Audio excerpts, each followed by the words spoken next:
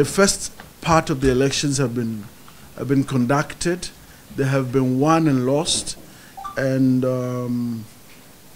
as part of the process, NBC actually performed certain functions.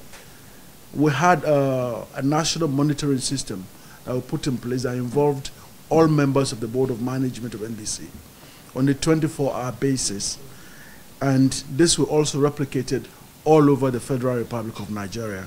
We monitored all the broadcasts in every single radio and television, all our licensees.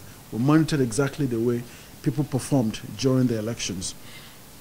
If you know, if you recall also, I was telling you that as part of preparation for the elections, we had conducted nationwide political broadcast workshops. We met in Kano, Kaduna, in Enugu, in Sokoto, as well as Lagos, because we needed to assist our licensees to remember their professional responsibilities to our country. And then just the week before they postponed elections, we held a national workshop on hate speech, fake news, vote and PVC buying.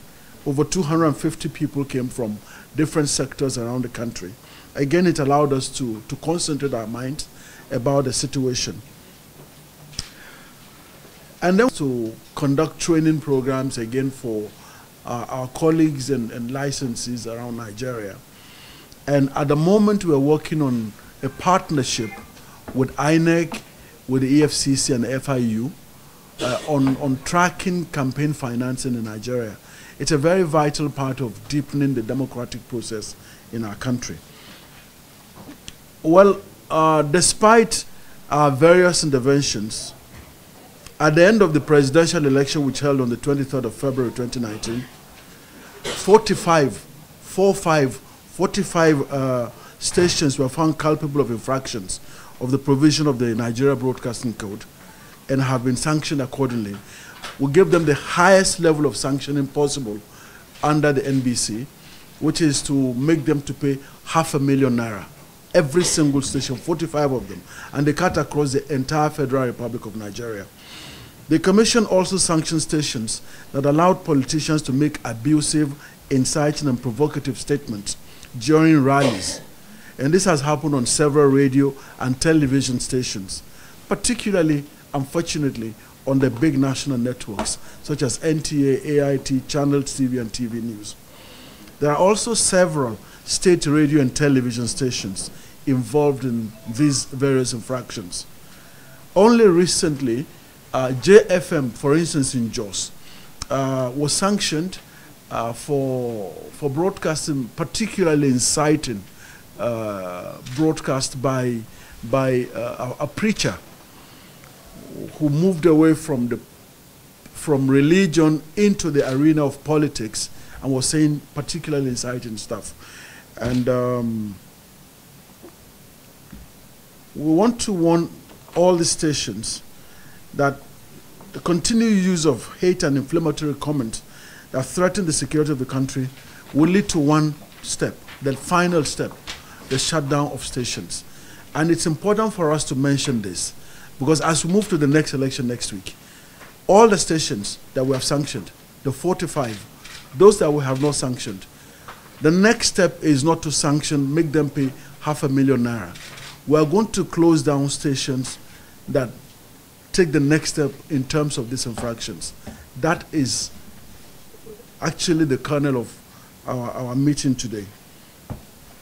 I will give the list of I won't read that because it's long. I will give to all our colleagues this list. They cut across Abuja zone, Benin zone, Enugu zone, Jos zone, Lagos, Kaduna, Maiduguri, and Seko, all the zones of the National Broadcasting Commission. So it's a very long list, 45 stations. Thank you very much indeed for coming for this press conference.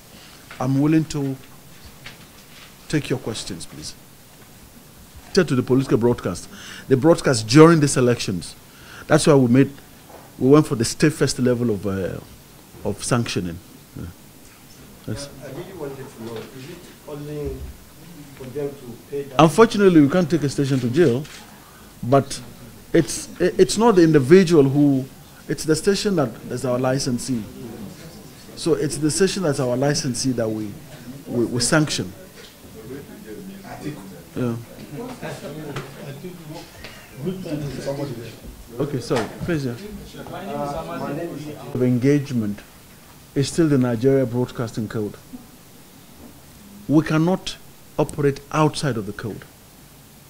So if the industry, when we are going to review the code again, feels that this amount a tap, or is it a tap on the wrist or a slap on the wrist, as they say, and it's ridiculous, and we need to take a different decision, and we'll have to do that collectively.